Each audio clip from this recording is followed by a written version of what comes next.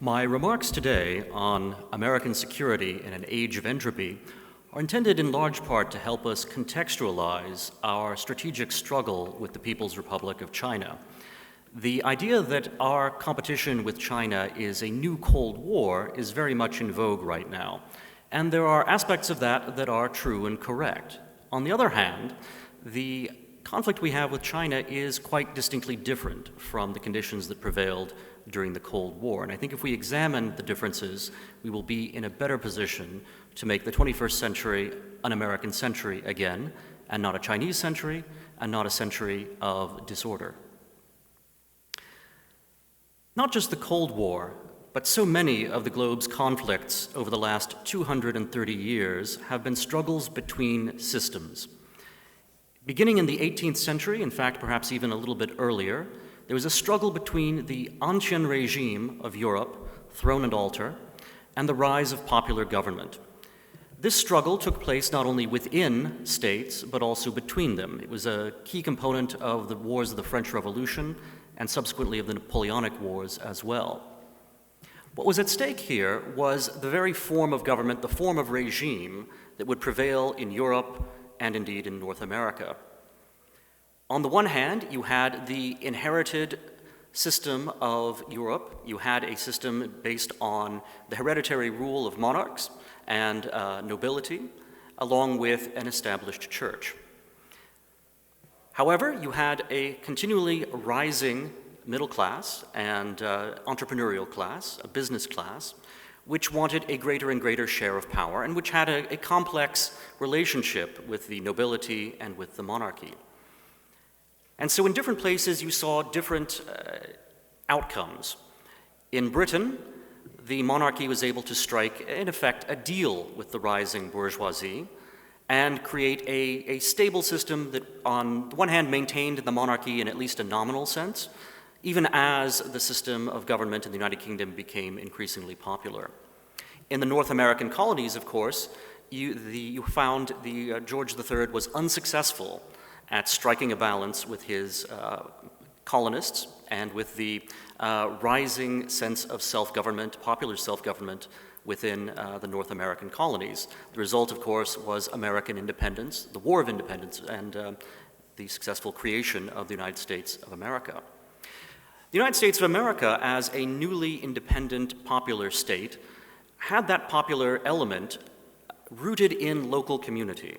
And it was of critical importance that the legitimacy of the United States Constitution was founded upon the close relationship that people had with their state governments, with their states as a whole, and with their neighbors and with their localities. This is something, of course, that Alexis de Tocqueville reminds us of very powerfully in Democracy in America. The strength of America's central government was itself dependent upon the strength and the health of local communities, local self-government, and state government. And to the extent that the federal and the local were able to reinforce one another, you had a successful balance in the United States. And of course, this breaks down as you get closer to the Civil War. But it was successful for a long time, and it was even successful after the Civil War in being reestablished. In France, however, you find a rise of popular self-government, which is not able to reach the kind of stability that the United States was able to achieve.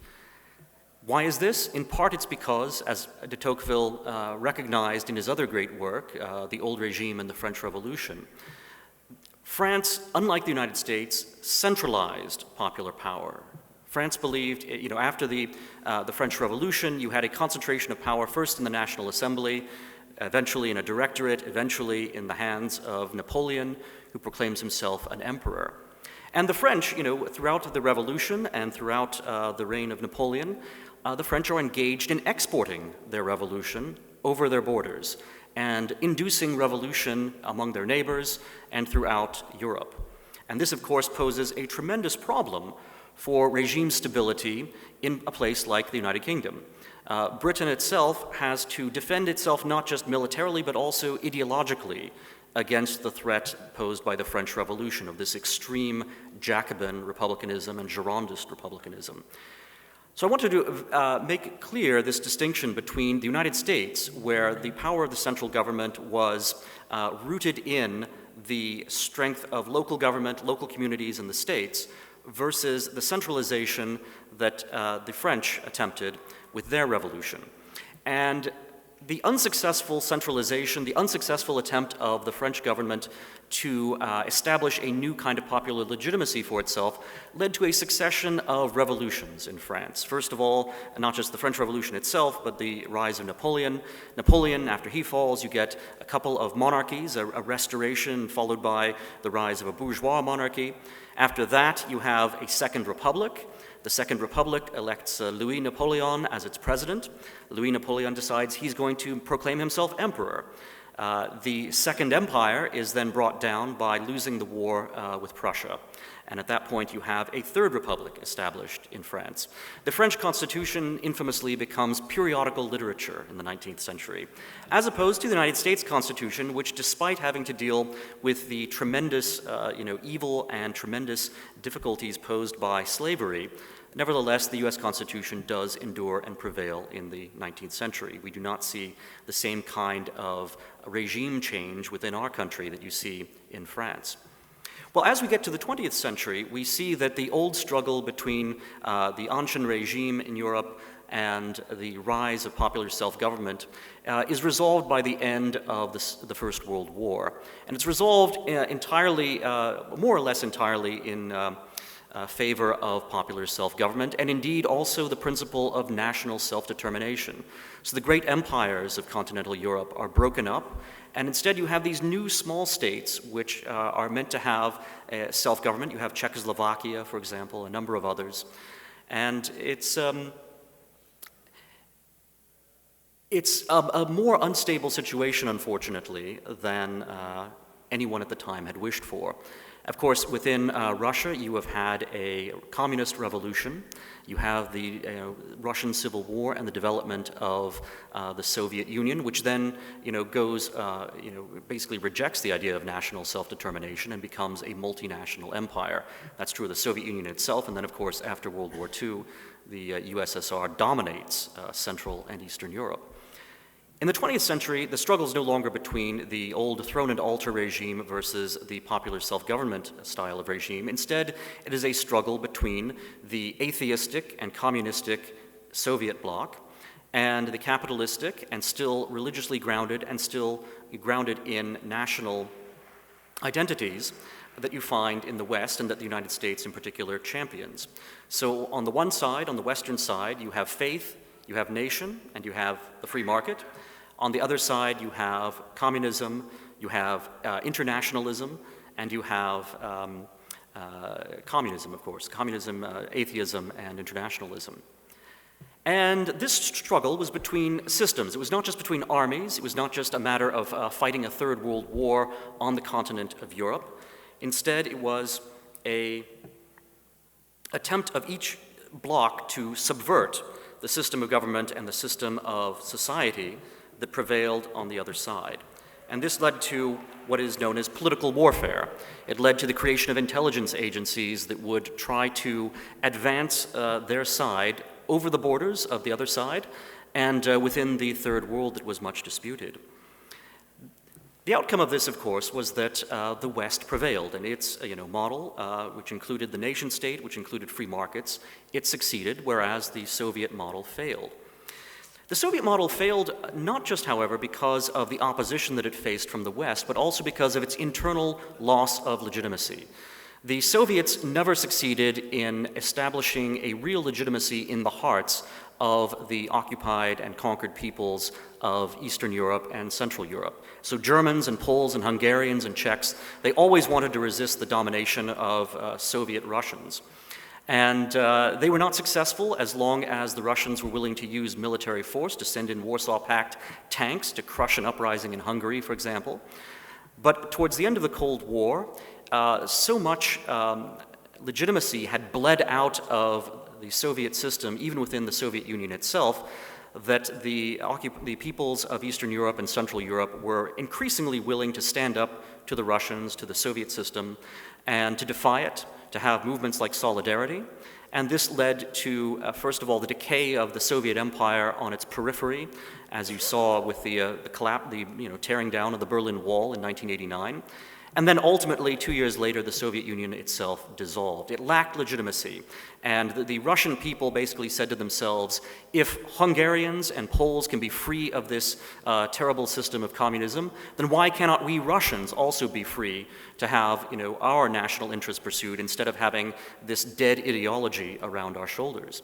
Unfortunately, we in the West tended to misinterpret what had happened there. And in particular, an idea from the scholar Francis Fukuyama, this notion of the end of history being a triumph of liberal democracy, became vulgarized and accepted by America's leadership class in a way that suggested that what had happened at the end of the Cold War was the victory of one universal system against another universal system. So it wasn't really that simply that communism had failed, that it lacked legitimacy, that it collapsed of its own spiritual weaknesses, of its own entropy, but it was rather that the Western system and its universal qualities had been appealing to absolutely everyone. Now, there certainly is a lot of truth to the idea that the peoples of Eastern Europe and Central Europe looked to the West. They saw Western prosperity, they saw the healthy nation states and the healthy religious communities of the West, and they felt a certain spirit of emulation and adoption among themselves. But the way in which Western progressive elites tended to portray the end of the Cold War was not that the Cold War had been won by the spirit of the nation state and of faith, as well as the spirit of free markets, but rather that what had prevailed in the West and then around the globe after the end of the Soviet Union was a universal system of human rights and of aspirations towards a certain kind of liberal democracy. This was delusional, and while there were many qualities that the American style of government had, which other people around the world wanted to emulate, and while certainly peoples all around the world wanted to have their rights vindicated, they also were very strongly attached to their own national traditions, and they also found that trying to simply carbon copy what had succeeded in the West was not going to work in every part of Eastern Europe, Central Europe, Russia, and of course the Third World. What we are facing today is not a parallel ideological struggle between a Chinese system that is being exported ideologically in the same fashion that Soviet communism had been exported both to the countries that the Soviet Union dominated and also around the entire globe by Soviet political warfare and by their intelligence agencies and their skullduggery. The Chinese are certainly involved in intelligence operations all around the world. What they're trying to promote, however, is their own power and their own interest, much more so than an ideology, much more than an abstract universal system. We, on the other hand, still are, or have been, promoting an abstract universal system. And we've been failing every time we've promoted it. If you look at what has happened around the world, you see that over the last 30 years, people have in fact been moving away from the kind of universal liberal democracy, the liberal international order that is much ballyhooed by America's progressive elites and by Europe's progressive elites. We saw that over the course of 20 years in Afghanistan, we were unable to build a liberal democratic state. We see that in Iraq, what you have is a very weak, somewhat liberal democratic state, but one that is easily overawed by Iran. And in general, you see a loss of interest in American-style liberal democracy and a rise instead of nationalisms all around the globe, including in Western Europe, including in Eastern Europe, and including right here in the United States of America. The universal system of Western, sort of style liberal democracy as a form of internationalism and universalism is losing ground to the idea that national identity, popular self-government does indeed require having the limits and the borders and the idea of citizenship that is inherent within the nation state. What we have now is a struggle on the battlefield of entropy, where just as the Soviet Union lost its legitimacy and could not sustain itself even at home, let alone within its periphery, the competition between us and China right now is for our internal legitimacy. Do our people feel attached to us? And in the case of communist China, it's clear that the government in Beijing feels very confident in the amount of power it's able to deploy and the obedience and the loyalty of the Chinese people. It's obviously not the case that the Chinese people would freely choose the kind of government they have in Beijing. Nevertheless, they do obey and operationalize the commands that come down from their leaders in the Chinese Communist Party. That's unfortunate. We hope that it will change, but it is the case now. In the West, unfortunately, on the other hand, we see that we have protests against even the most local forms of law and order. We have efforts to defund the police. There is this tremendous sense, certainly among many left-wing activists in this country, that America is fundamentally illegitimate and that it should be torn down and destroyed. And then on the right, of course, there is a very strong sense that the government of left-wing administrations like Joe Biden is itself illegitimate and is itself something which is going to undermine our country.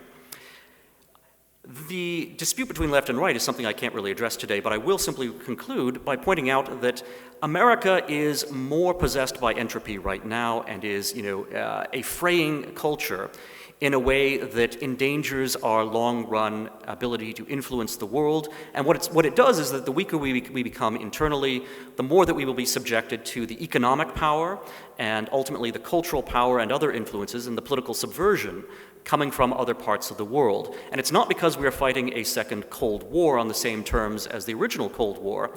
It's rather because legitimacy itself and the sense of loyalty and connection, which has to flow both ways between governments and their peoples, is changing in the 21st century in ways that are detrimental to the old universal systems of the 20th century. So just as old-style Soviet communism could no longer survive, it seems to me that the 20th century left progressive version of liberal universal internationalism is something that also not only cannot survive in a place like Afghanistan, it cannot survive even in the United States. And if we want the United States to survive and flourish in the 21st century, we have to reassert our sense of being a nation, our sense of legitimacy flowing from the ground up, from our local communities upwards, and a sense of our devotion to our religious and philosophical heritage.